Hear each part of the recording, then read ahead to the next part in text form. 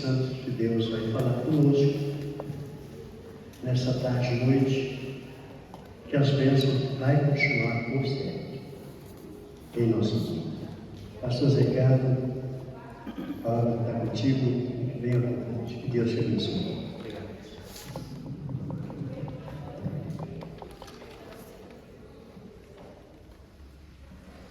Quase boa noite, né? Graça e paz, irmãos. Boa tarde. Se tiver alguém no som e quiser abaixar um pouquinho, tenha liberdade com esse vozeirão que eu tenho. Voz, eu costumo dizer que é voz, aquela voz de locutor de corrida de cavalo. E se tiver alguém por aí que quiser abaixar, fica à vontade. Ok? Queridos, é ali, né? Não, tecnologia é outra coisa, né? Glória a Deus. Deus abençoe, glória a Deus, aleluia. Abra sua Bíblia no segundo livro de Samuel, capítulo de número 9. Eu vou tratar sobre um assunto que é uma realidade de todo o ser humano. Mas aquilo que eu for tratar, o que não couber a você joga fora. Examina tudo que você vai ouvir e depois você retém o que é bom, o que não for bom você joga fora. Você tem o direito também de não concordar com as coisas que vou dizer. E 2 Samuel capítulo 9, versículo 1. Vamos ler até o versículo 9, um texto bastante grande, mas vamos ler. Diz assim, 2 Samuel 9, 1. E disse Davi: ainda alguém que tenha ficado da casa de Saul para que lhe faça benevolência por amor de Jonatas? E havia um servo na casa de Saul cujo nome era Ziba. E o chamaram à presença de Davi e disse-lhe o rei: és tu, Ziba? Ele disse: seu pé, servo teu. E disse o rei: não há ainda alguém da casa de Saul para que eu use com ele de benevolência de Deus? Então disse Ziba ao rei: ainda há um filho de Jonatas, aleijado de ambos os pés. E disse-lhe o rei: onde está? E disse Ziba ao rei: eis que está em casa de Maquir, filho de Amiel, em Lodebar. Então mandou o rei Davi e o tomou da casa de Maquir, filho de Amiel, de Lodebar. E Mefibosete, filho de Jonatas, o filho de Saul, veio a Davi e se prostrou com o rosto por terra e inclinou-se e disse Davi: Mefibosete? Ele disse: eis aqui o teu servo.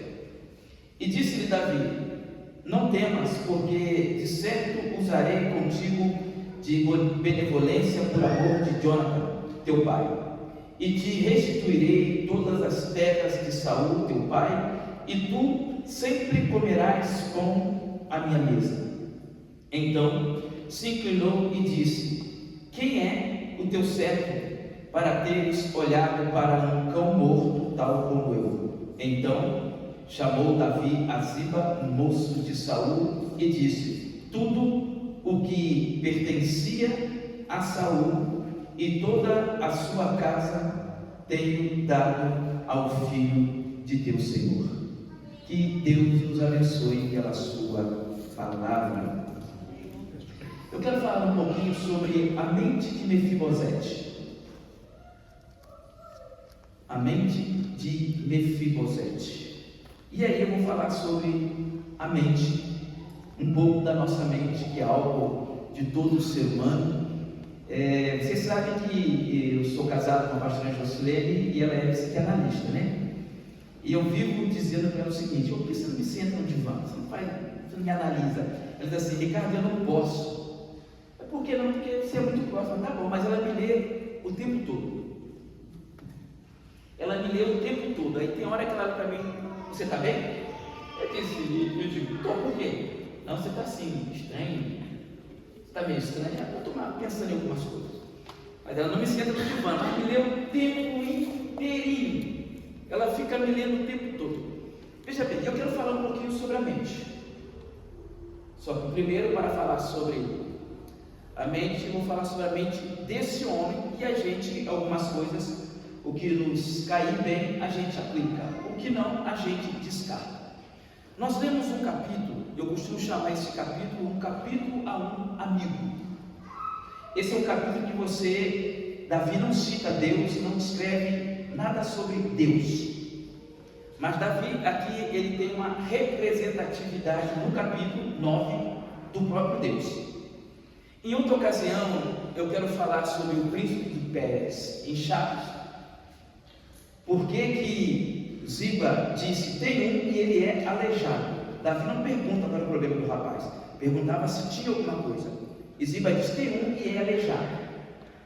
Quando Ziba diz que tem um e é aleijado, ele sabia o que estava dizendo. Então ele não diz assim por dizer, ele está denunciando alguma coisa, mas não vou falar sobre isso hoje.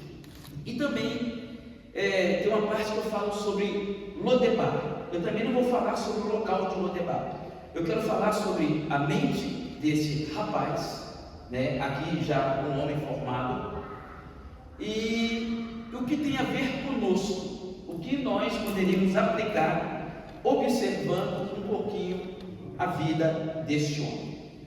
A pastora Jocilene não pôde vir porque o Ricardo está fazendo um curso, né, mais ou menos no horário da tarde, e aí ela ficou lá com ele, acompanhando. Já tem alguns meses, né, que a gente não se vê aqui, no líder que transforma, né? Quando eu não estou por alguma razão, tá? Quando eu não estou, é por alguma razão. Eu não estou porque eu não quis ir. E quando eu não quero vir, eu venho assim mesmo. Se eu não tiver nenhuma função, eu venho assim mesmo. Porque quando eu adotei uma coisa comigo, o seguinte: se é um lugar onde se ensina, está se ensinando a palavra do Senhor, e o meu eu não quer ir, o diabo está trabalhando. O diabo está trabalhando para eu não ir, e tem algo especial para mim, e aí eu vou, mesmo o meu eu não querendo estar. Porque o meu eu quer ficar confortável, o meu eu quer ficar na rede, não é verdade? E aí não quer, na verdade, muitas vezes, não sei se é muito esforço, mas fazer um certo esforço. Então, quando eu posso vir e eu não quero vir, eu venho assim mesmo, para contrariar o meu eu, porque eu luto comigo o tempo todo. A irmã estava ministrando, né? Eu luto comigo o tempo inteiro, com a alma, com a mente. A gente está numa batalha o tempo todo. Mas falando sobre a mente desse rapaz, deixa eu falar um pouquinho sobre a mente, né? Sobre a mente humana. A mente, ela é uma potência intelectual, e a gente chama também do espírito. É uma potência intelectual do espírito, ou seja, pensamento ou imaginação, é a mente. Um filósofo, René Descartes, ele diz: penso e logo existo. Então veja bem, isso está ligado em nós, todos nós pensamos. Então algumas coisas, na verdade, aquilo que nós ouvimos, a gente pensa sobre aquilo. Principalmente se me chamar a atenção, principalmente se tocar em algo que me toca. Então às vezes são muitas informações, a gente não consegue pensar em tudo, aí passa algumas coisas, mas a gente sempre pensa naquilo que nós ouvimos. É daí que vem a concordância ou a discordância. Então a gente sempre pensa naquilo que ouvimos. A mente, ela é um campo muito perigoso. Joyce Meyer escreveu um livro, O Campo de Batalha da Mente. Eu nunca o li, e acredito que estou perdendo por não ter lido. O Campo de Batalha da Mente. Então a nossa mente, ela é um campo muito perigoso, e é preciso mantê-la saudável, que é o grande desafio do humano. Manter a mente saudável. Principalmente nós, que somos líderes, lideramos e também somos liderados. Nós ouvimos muitas informações, boas e ruins. Algumas informações elas são nos dadas direta, outras nós ouvimos nos bastidores. Tudo isso nós ouvimos, nós pensamos e nós pensamos. E a gente precisa aprender, porque isso é um aprendizado, a filtrar. Porque a nossa tendência é ficar pensando e repensando aquilo que nós ouvimos e que às vezes nos tocou. É uma tendência nossa. Então, a gente precisa trabalhar para manter a nossa mente saudável. Isso é o desafio. A sua mente é um espaço sagrado. A sua mente é um espaço sagrado na qual nada de mal pode entrar, exceto com a sua permissão. Eu permito que o mal fique na minha mente. Eu fico pensando, repensando, cozinhando e pensando outra vez, e passa dias eu fico pensando, e passa dias eu continuo pensando sobre aquilo que eu ouvi.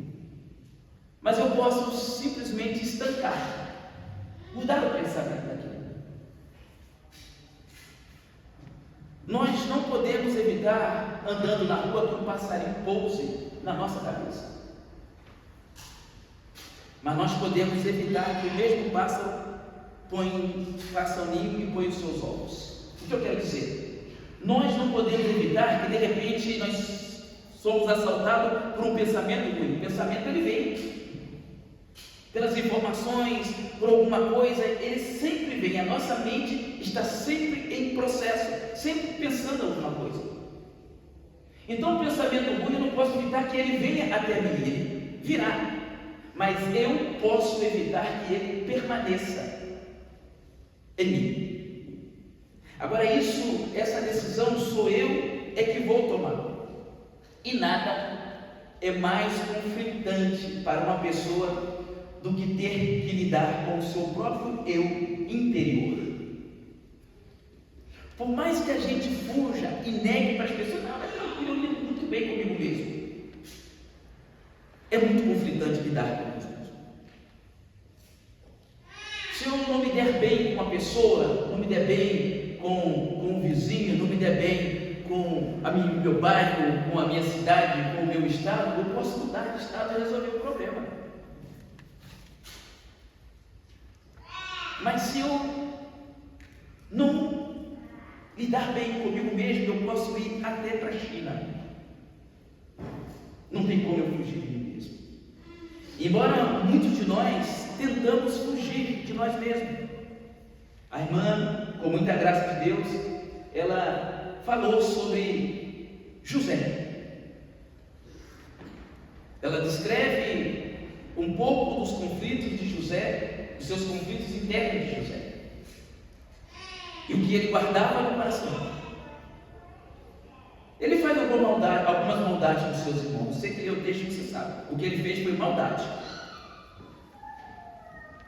Ele pega para trazer o irmão mais novo, põe lá algumas taças dentro da água. Aquilo foi maldade. Até que ele não aguenta mais, ele estoura, que é libertador. Mas ele não aguentou mais. O Egito todo ouviu o segundo homem bradar. Imagina aquele homem, a mente daquele homem o tempo todo. Que Deus continue abençoando a irmã e usando a irmã poderosamente. Quando a gente ouve e quando a gente fala sobre aquilo que é nosso interno, a gente tende a fugir. A gente tende a fugir. Algumas coisas que a gente ouve, glória a Deus, aleluia, mas quando começa a mexer ou revirar o nosso interior, nós tendemos a fugir. Em nós existem muitas coisas que Deus precisa curar e tratar, irmãos. A verdade é que nós vamos viver o tempo todo na terra, a vida toda, em processo de melhoria. A vereda do justo é como a luz da aurora, que ela vai brilhando, brilhando, até se tornar um dia perfeito. E nós ainda não alcançamos a perfeição. E Paulo diz: não que eu tenha alcançado, mas eu prossigo para o alvo, para o prêmio da soberana vocação. Eu não alcancei, mas eu prossigo. Eu preciso avançar. Mais uma pergunta: quem era Mefibosete, a quem eu quero falar? Quem era esse rapaz? Um garoto que, com 5 anos de idade, ele perde o seu pai e perde o seu avô. Saul estava na guerra com Jonatas. Ele tinha 5 anos de idade, segundo Samuel 4:4. E quando a notícia chega que Saul e Jonatas haviam morrido, a Bíblia diz que a sua babá, ela pega ele para sair em fuga. Ela, não sei se ela cai, eu sei que ela deixa o garoto cair.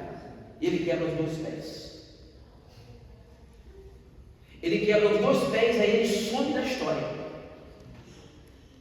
Ele não teve um tratamento adequado, embora era um rapaz de sangue azul. Ele some da história. E Davi assume o trono. Muita guerra, muita batalha. Agora Davi ele estava estabilizado já em Sião. Já havia construído a sua fortaleza. Ele estava tranquilo. A guerra havia se cessado por um tempo. De repente Davi se lembra do amigo, de uma aliança que ele havia feito com Jonatas.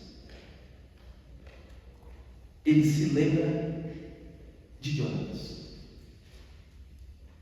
E agora ele chama um dos seus súditos, pastor João, e pergunta: será que não restou ninguém, nenhum dos filhos de Jonatas? Aí alguém, olha, tem alguém que sabe de tudo aqui do reino. Ele chama Ziba, ele sabe de tudo que acontece. Ele fica bisbilhotando e tem todas as informações. Eu não sei se ele era um fofoqueiro, eu não sei o que ele era, eu sei que ele sabia de tudo. Aí mandaram chamar ele. Veja bem, o súdito do rei não sabia. Fala, mas o Ziba sabe. Aí então manda chamar ele, aí chamaram. E ele veio, escute bem. Ziba era o homem que tinha ficado com os bens do rei de Jonatas. Estava lá tranquilo, curtindo tudo. Ele era senhor de uma terra, da terra de Saul. Aí o rei mandou chamar Ziba. E ele pergunta: vem cá, você que sabe de tudo aí, todos os acontecimentos, dos bastidores, restou alguém na casa de Jonatas? Ele disse, chateado e triste, ele disse: tem alguém. Mas ele é aleijado, viu, rei? Em nenhum momento o rei perguntou se ele era aleijado, que ele tinha, não perguntou se tinha, mas ele dá a informação muito rápido. Como eu disse, ele sabia por que dava a informação. Outro dia eu falo sobre esse assunto, mas ele dá uma informação muito rápida. Vamos continuar sobre esse rapaz. Mefibosete, ele era filho da nobreza, ele era filho de Jonatas, neto de Saul. Saul foi o primeiro rei da história de Israel. E se tratando de uma dinastia, Saul morreu, então vinha para os filhos. E aí manifestou um outro filho de Saul, acho que Isbofete, se não me falha a memória, a qual o comandante de Saul se une a ele. E aí eles travam uma batalha com Davi, e o exército de Davi vence. E aí ele manifesta um sentimento contra Abner, que era o general do seu exército de Saul. E aí Abner fica chateado com ele e vai buscar aliança com Davi. Aí um dos moços a quem Isbofete levanta para ser um dos seus capitães, ele o mata dormindo em uma certa tarde. Ele achou que estava fazendo bem, e ele vai levar a cabeça desse rapaz para Davi. E Davi disse assim, Davi, irmãos, ele teve muitos pecados, mas Davi era um cara justo. Davi era um homem justo, assim, numa excelência fora do comum. Esse capítulo 9, a qual eu estou narrando e li, é o capítulo da memória. Depois você lê ele todo, não fala de Deus. Eu chamo o capítulo de um amigo, ou um capítulo a um amigo. É o capítulo inteiro em que Davi, ele se lembra do amigo e se volta aonde ele resgata esse rapaz ao qual nós vamos falar. Ele se interessa pelo amigo, porque Davi havia feito uma aliança com Jonatas. Esse rapaz a quem Ziba disse que estava vivo era um homem da linhagem real. Veja bem, Davi, mesmo sabendo que Mefibosete seria o sucessor do avô e do pai, Davi não temia isso, porque Davi sabia que Deus o havia colocado ele para ser rei. Davi, como um líder, ele não tem ciúme, mesmo sabendo que o rapaz era de sangue azul. Escute bem, uma aliança firmada com um homem de Deus, nem o tempo, nem as mudanças podem invalidar a sua força e o propósito. No capítulo 20 de 1 Samuel, o versículo 15, mais preciso, o versículo 42, você encontra Davi fazendo aliança com Jonatas. Eles fazem aliança. Davi ainda fica bastante tempo fugindo no deserto. Em nenhum momento ele almeja que Saul pudesse morrer e que o amigo Jonatas pudesse morrer para que ele pudesse ascender o trono. Davi ele tinha algo na mente assim: se Deus me colocou, se Deus me ungiu, se Deus me chamou, ele me põe. Quando Deus fala conosco, você não precisa provar nada às pessoas. Quando Deus fala com você, quando Deus chama você, quando Deus confia você em alguma coisa, você não precisa provar nada aos homens. Você só precisa fazer o que Deus mandou você fazer e pronto. Isso não quer dizer que a princípio vai correr tudo certo, tudo de vento em popa e vai dar tudo certinho. Mais ou menos Davi demorou mais ou menos ali quase 20 anos para assumir o trono após a unção.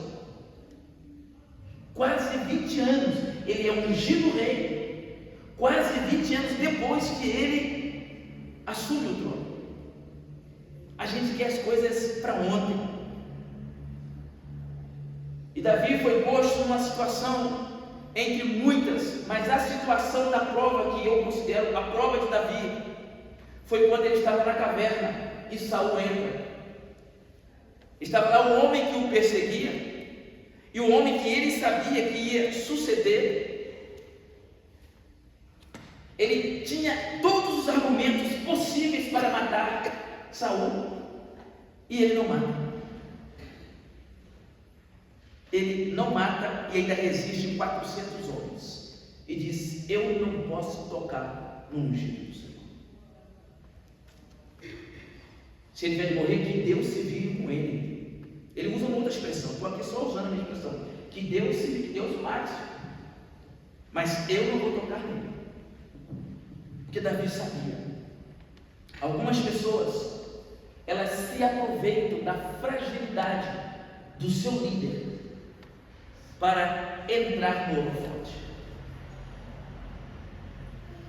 E algumas pessoas de fato elas são chamadas, mas existe um tempo para se executar a chamada que Deus fez. A gente usa uma expressão, amor, Deus tem pressa. A expressão é nossa.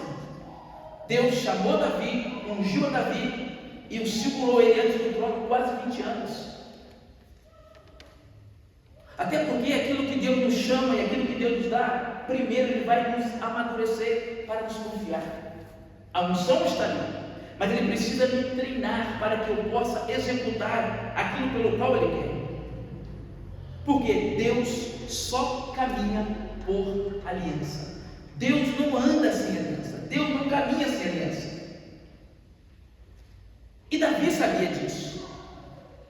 E no capítulo onde ele não cita, onde que Deus, aspas, não aparece, por citação, que é o capítulo 9 que nós lemos, Davi, ele se manifesta como aquele que se lembra de quem havia feito a aliança.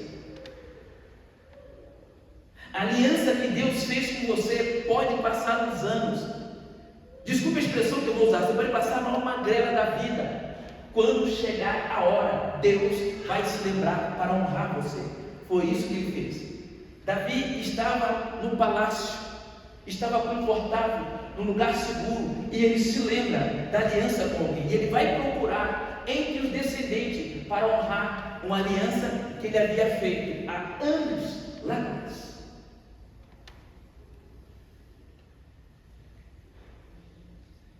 Uma aliança firmada por seu pastor com o homem de Deus é uma semente de vitória para a sua vida, para a sua família e para a igreja que você congrega.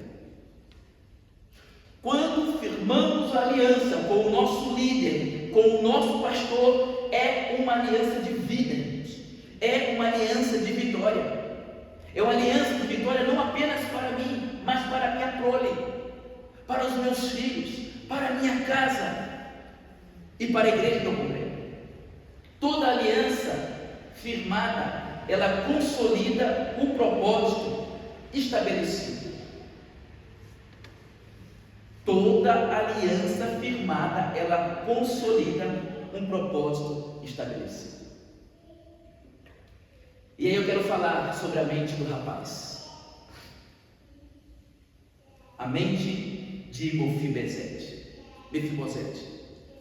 Eu começo com uma pergunta: qual era o problema desse rapaz? Eu vou começar dizendo qual não era o problema dele.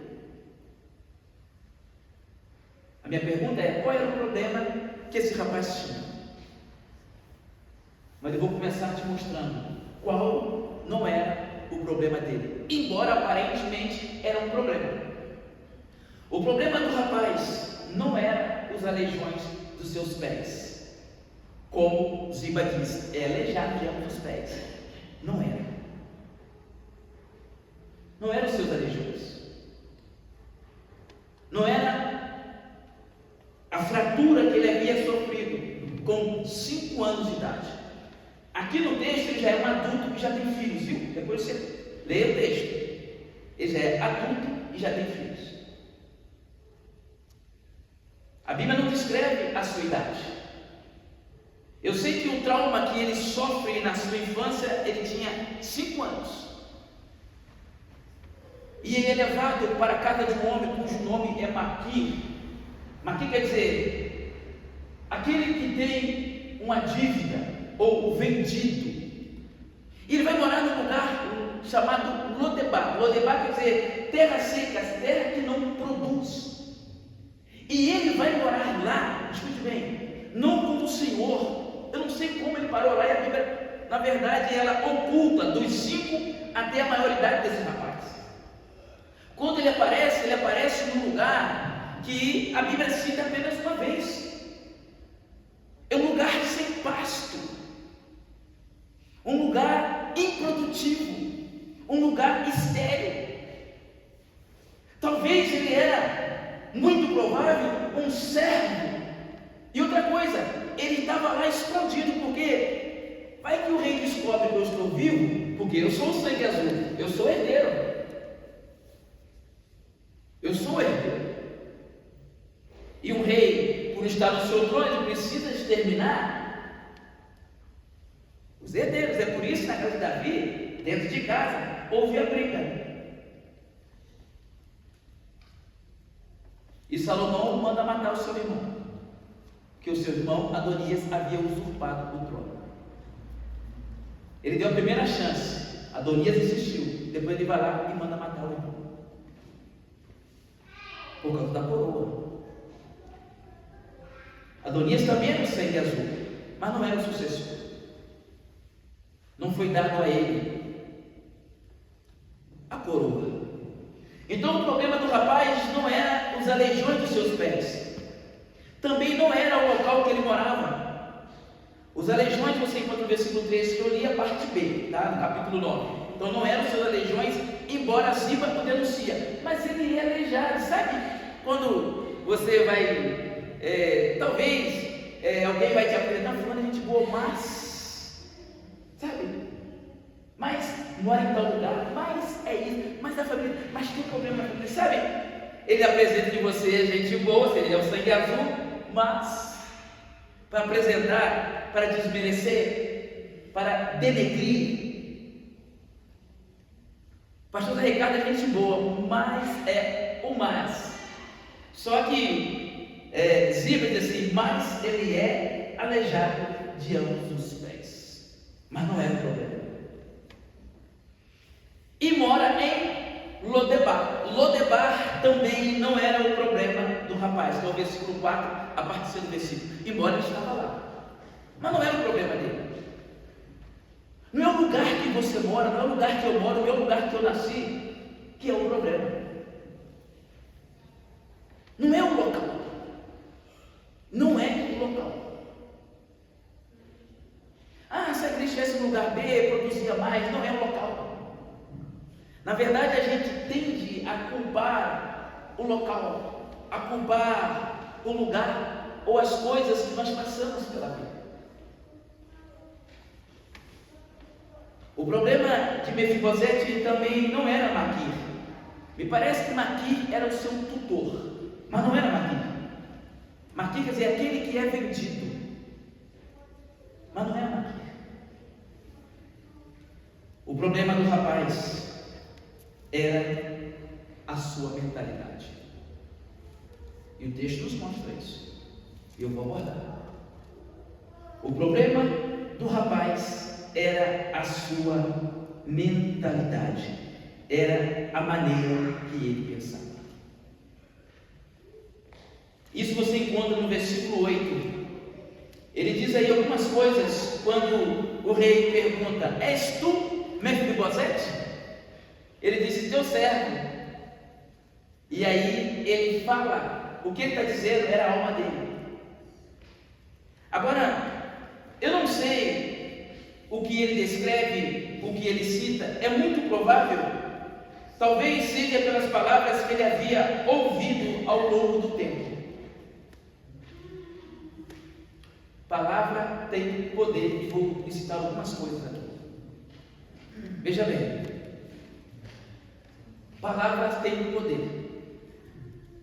Daqui a pouco eu vou falar sobre as coisas que ele cita e eu vou pontuar o seu sentimento. Então o que ele descreve quando o rei pergunta: és tu Mefibosete? Ele: sim, servo, teu servo. Aí o rei expressa qual era a sua intenção. É verdade que ele estava com medo, até tudo bem ele está com medo, porque ele não sabia qual era a intenção do rei. É verdade que, como não é a minha fala sobre esse assunto hoje, mas você não imagina quando o rei mandou buscar ele, a Bíblia não descreve, mas ele mandou buscar. Então, abrindo parênteses aqui, imagine a carruagem real entrando em Lodebar. Você já pensou nisso talvez? Mas o rei mandou buscar o rapaz, uma carruagem real. Imagine a carruagem real pela primeira vez entrando em Lodebar. O garoto pensou: me descobriram. Sou sangue azul, o rei me descobriu, vai mandar me matar. Imagine. Região de Lodebar parando, porque a carruagem real entrou. E a carruagem real não foi um homem ou um cavaleiro, foi uma comitiva. Sabe por quê? Porque Davi sabia reconhecer. Porque uma pessoa nobre, escute bem, um nobre sempre reconhece o outro nobre. Davi era um homem nobre e reconhecia a nobreza do garoto. o nobre ele reconhece um outro nobre. A pessoa, se ela pode estar nas condições de nobreza, mas se ela não for nobre, ela não vai reconhecer um outro nobre. É por isso que em encontro a expressão é usada, líderes de estados, que são presidentes, sempre um leva presente para o outro. Isso está ligado à nobreza. E presente devia ser, poxa, tem uma caixa de charuto para o outro. Faz parte da nobreza. É um charuto excelente para aqueles. Faz parte da nobreza. Então eles dão daquilo que é mais excelente deles, da sua região. Cuba deu uma caixa de charuto ao presidente do Brasil. Então faz parte da nobreza. E quando os chefes de Estado eles se encontram, se há essa troca de nobreza,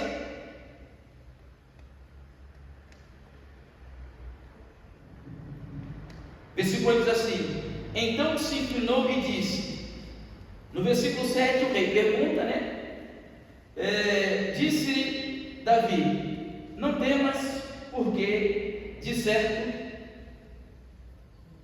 versículo 6 diz assim, Mefibosete, filho de Jonas, o filho de Saul, veio a Davi e se prostrou com o rosto por terra e inclinou-se e disse Davi, Mefibosete, ele disse, eis aqui o teu servo, versículo 7, e disse-lhe Davi, não tenha medo, olha só, já anula o pavor, vou te matar não, rapaz, pode ficar tranquilo, não tenha medo, porque de certo usarei contigo de benevolência por amor de quem?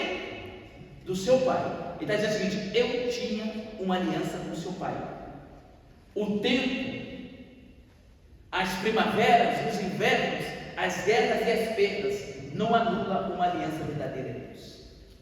O sofrimento, a dor, o deserto e as perdas não anulam uma aliança. Nem os erros que nós cometemos. O Pai que faz uma aliança conosco, nós aceitamos, é firmada a aliança, nem quando nós erramos e como erramos, Ele não rompe a aliança. Só se eu não quiser mais a Deus.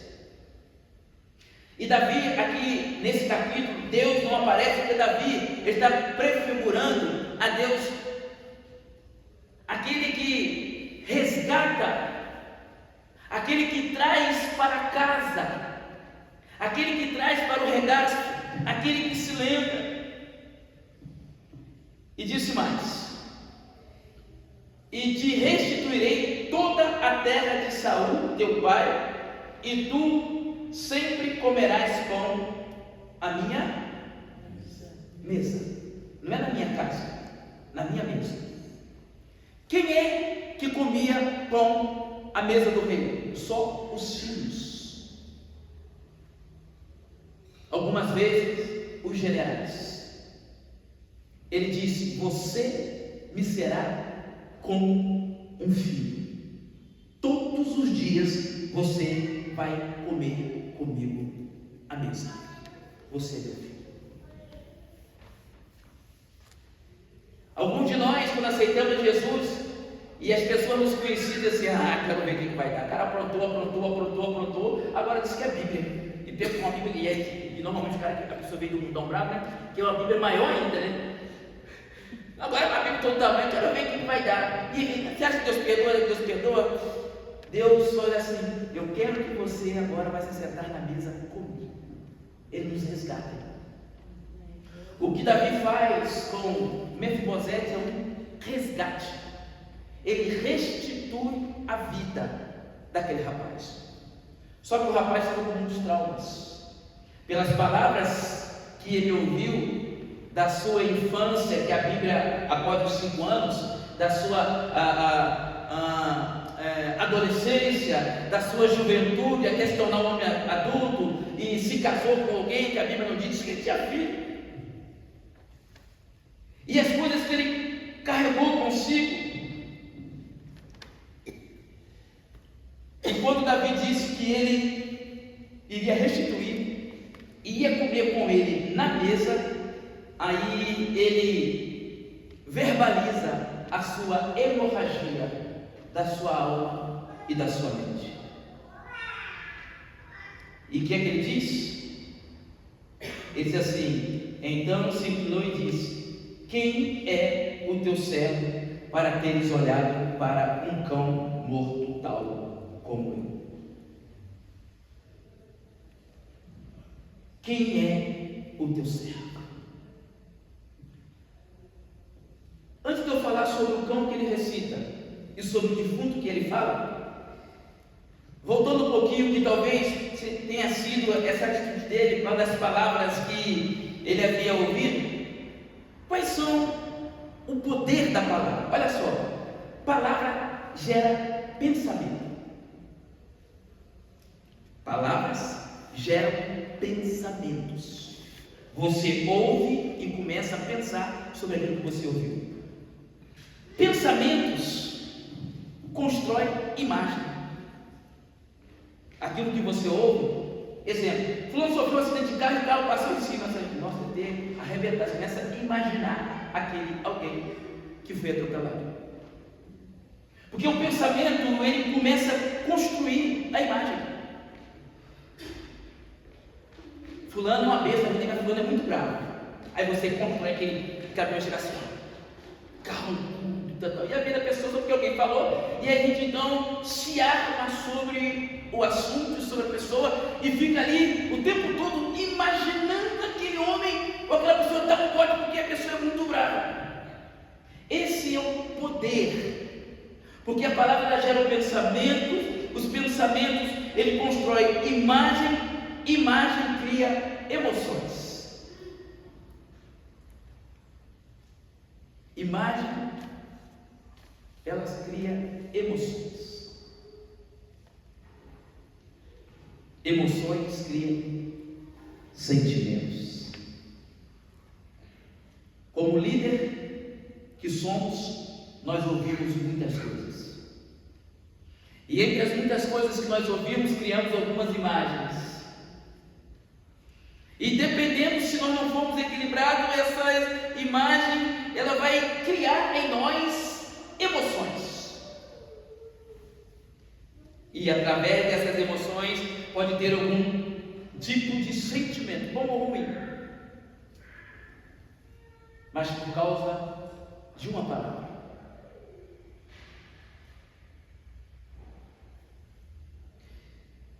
E aí é por isso que você e eu travamos tantas guerras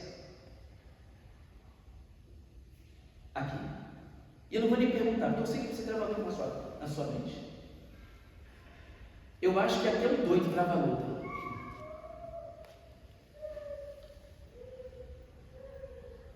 Todos travamos luta. Porque nós pensamos, nós arquitetamos, maquinamos, aquilatamos, deduzimos muitas coisas. Você e eu também. Se não vigiarmos a partir de tudo isso que aquilatamos, nós julgamos. Aí a proibir diz: não julgue. Para começar a escantar. Não julgue.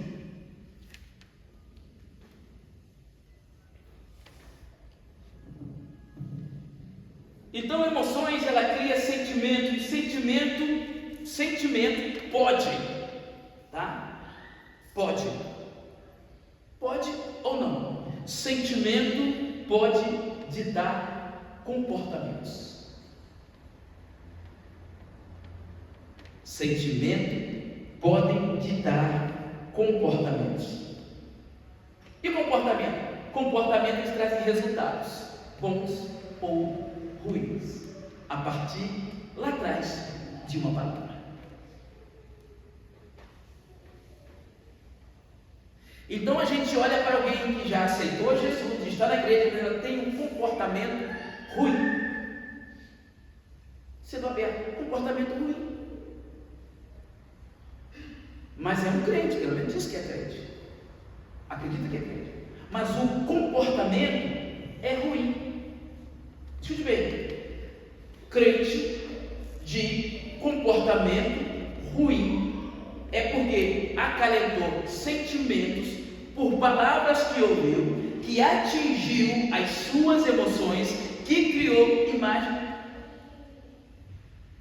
no pensamento por uma palavra que ouviu.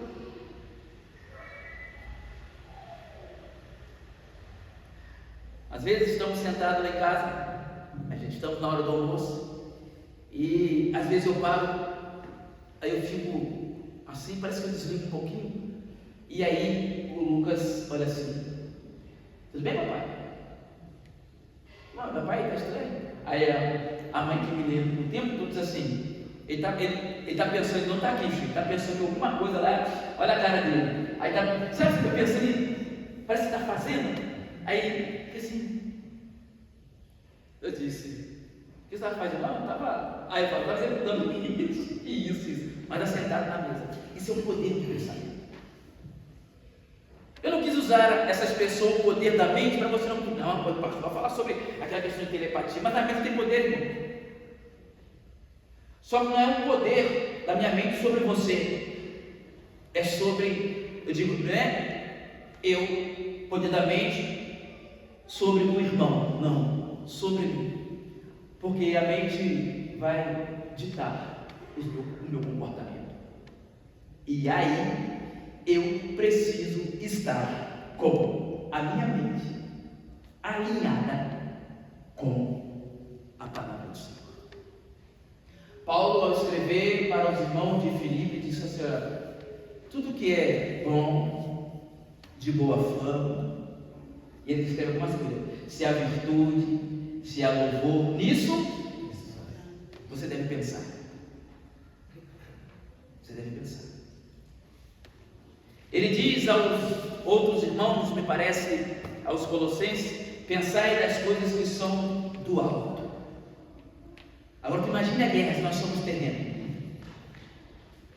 É possível, enquanto eu falo, estar pensando naquele boleto que já chegou lá e você não sabe como resolver. É possível. É possível você estar aqui e não estar preocupado com alguma coisa.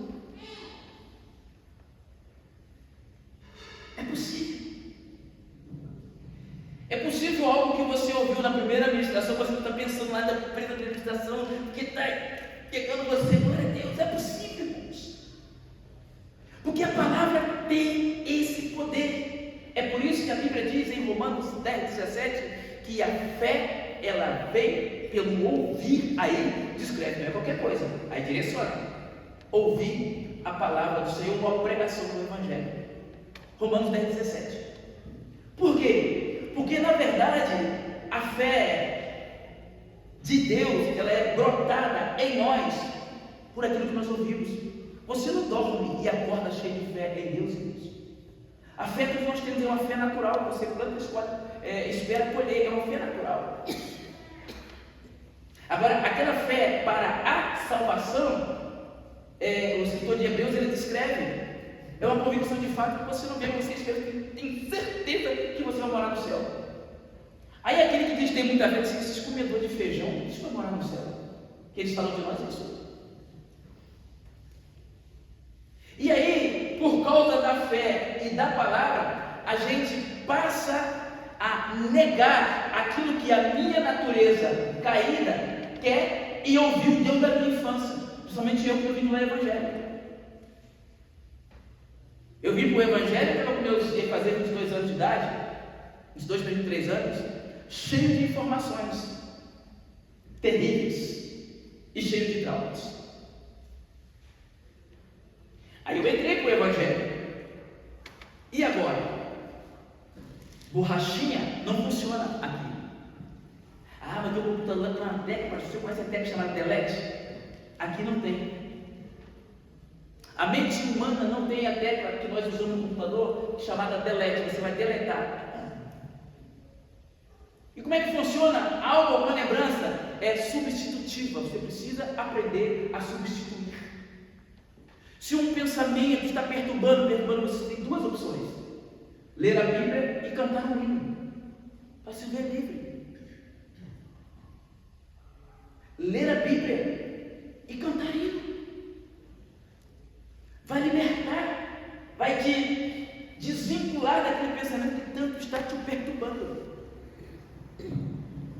se é só comigo. Já estava em casa, tranquilo, de repente veio um pensamento do nada, lá dos anos 30, lá de trás, você que vem do mundo, lá de trás, uma música assim que você sabe que a gente não ouve, mas veio assim, só comigo, né? Eu, mais uns 2, 3, graças a Deus está comigo aí. Temos alguns terrenos por aqui. Veja bem, é verdade, irmão. Só que tem um porém. Ela veio por quê? Porque não houve o delete, não há o delete. É lançado para o canto. Na maneira que nós vamos substituindo, é a renovação do vosso entendimento. Quando Paulo escreve a carta aos romanos, a maioria dos crentes de Roma eram ex-escravos ou escravos. E ele falava sobre a mente escrava. Era, mesmo sendo escravo, ter a mente livre. E era isso que ele fala. Ele está falando de uma metamorfose, uma transformação do entendimento. E Paulo viveu isso. Sendo ele encarcerado, disse ele: mas eu sou livre. Eu estou encarcerado, mas eu sou Paulo. Estou livre, eu estou solto. Vamos lá. Então, o comportamento, os sentimentos podem ditar comportamento, e o comportamento traz resultados positivos ou negativos. O meu comportamento vai gerar resultados bons ou ruins para a minha vida e para as pessoas com quem eu convivo. Isso é um fato, não tem como fugir. Então percebemos que não há como eu fugir de mim mesmo.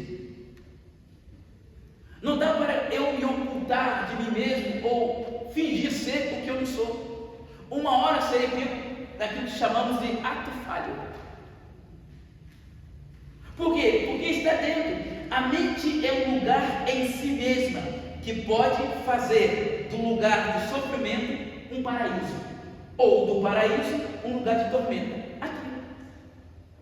Você pode ir na sua casa, que é um lugar tranquilo, um lugar de repouso, mas está numa tormenta infernal. Você está num lugar santo, lugar de celebração ao Senhor, e está atormentado. Mas é possível você estar naquela empresa terrível, aquele incêndio, aquela perturbação, aquele peso que a irmã pregando aqui, aquele peso, aquela coisa terrível, mas você está com a mente livre e em paz. É possível, porque o salmista disse: deito e logo pego no sono. E quando ele cita isso, está em tempo de guerra. Como é que pode alguém em guerra dormir e logo pegar no sono? Pois é. É a confiança que ele havia desenvolvido no Senhor. Mefibosete, ele disse o seguinte: quando Davi pergunta para ele e diz para ele o que queria fazer com a vida dele, primeira coisa, ele apresenta um problema de identidade. Logo no versículo 8, a parte A diz: quem sou eu? Problema de identidade. Quem sou eu? Quem sou eu? Aí ele começa a citar outras coisas, mas ele começa assim: poxa, quem sou eu? Quando o rei disse o que iria fazer com ele, quando o rei disse: olha, você vai se assentar comigo, vai comer todos, você não vai lanchar comigo de vez em quando, não, todos os dias você vai comer comigo na minha mesa. Eu? Quem sou eu? Quem sou eu? Pastor Maurício, chama você para almoçar com ele. Pastor, quem sou eu? Sabe, pastor? Quem sou eu? Quem sou eu?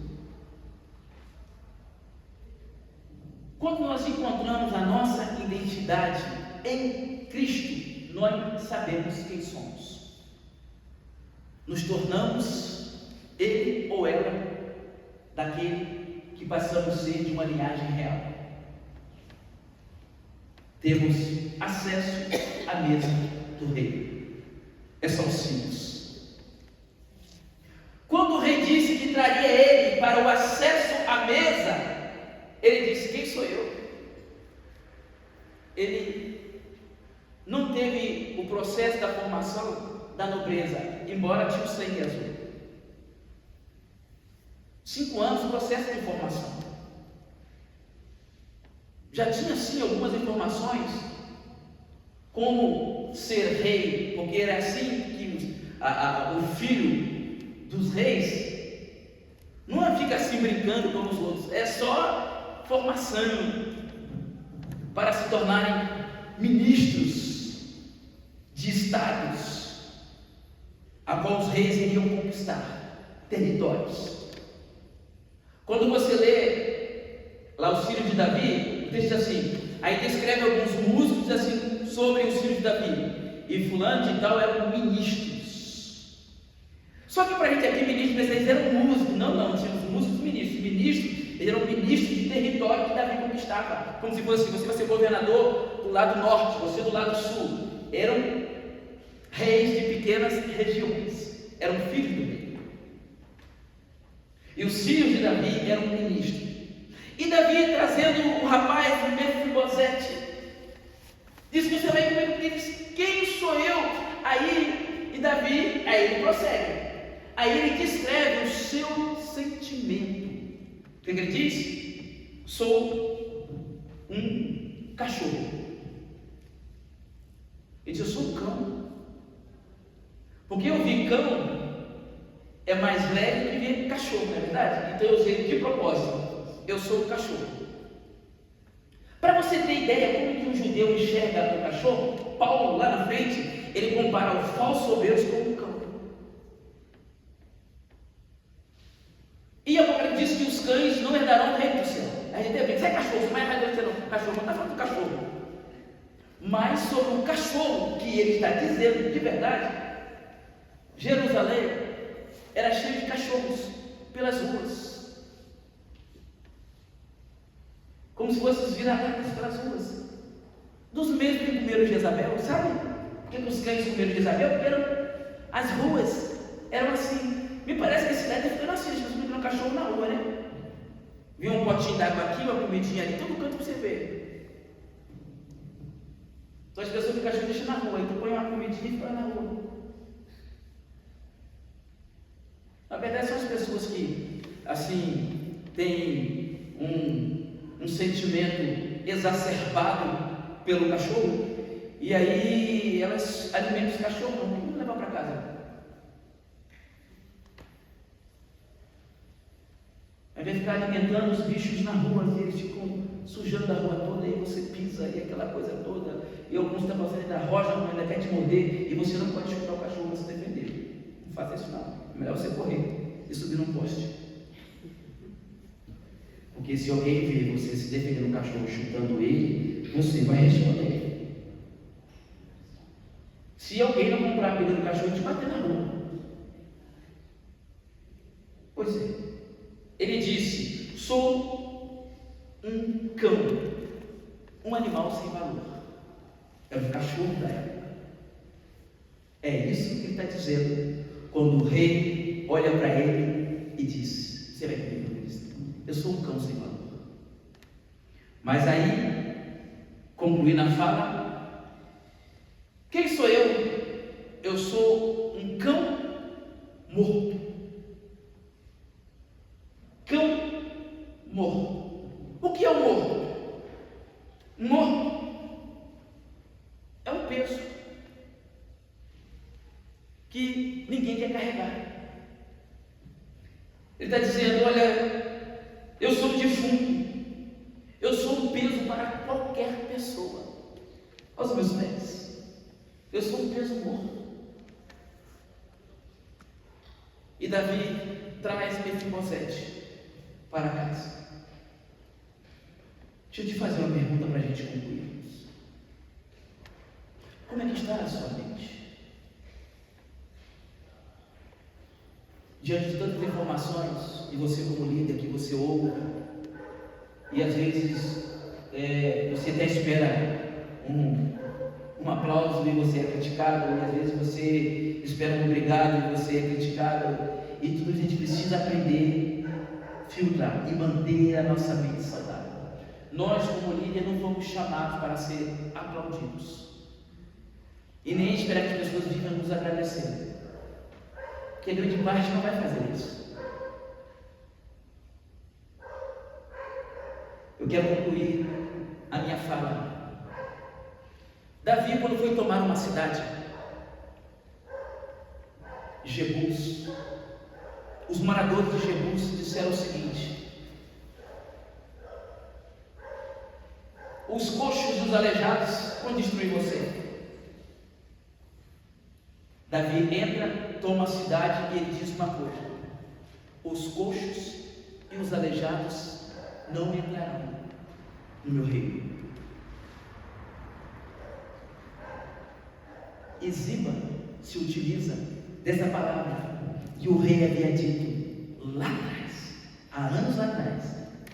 O Ziba sabia dessas coisas, né, gente? Agora, por que ele denuncia os aleijões? Sabe por quê? Ele sabia que a posse que ele tinha seria devolvido ao filho ou neto de Saul. E é o que Davi faz. Ele tira tudo, ele diz assim: tudo que você está lá, você vai dar ao jovem. Quando você continua lendo, você percebe o quê? Que agora Ziba se torna servo com toda a sua casa, que era uns 30 mais ou menos, se torna servo de Mefibosete. Mas primeiro Davi traz para a sua mesa. Davi precisava ensinar o quê? A nobreza. Aquele que era nobre. Vamos colocar de pé. Escute bem. Cuidado com Ziba. Lá na frente Ziba dá uma pernada em Mefibosete. Como a palavra do rei não volta atrás, o rei disse que daria a Mefibosete, a Ziba, agora como que havia dado a Mefibosete. Na fuga para Absalão, quando ele retorna. E aí, não dá tempo de expor a história. E Davi disse: o que eu disse. Aí, Davi ao retornar, Mefibosete disse: olha, o que me importa é estar na presença do rei. O que me importa é estar na presença do rei. Porque o capítulo 9 não fala de Deus, porque Davi, ele é a prefiguração, uma representatividade, mostrando um Deus de misericórdia, que resgata aquele. Então, não desista. Você errou, se você caiu, se você tropeçou, está uma tormenta na sua mente, procure a sua liderança, mas não desista. Não desista. Foi confiado a você alguma missão e está difícil demais? Não desista. Existe tempo para todas as coisas se manifestarem. Pai, no nome de Jesus,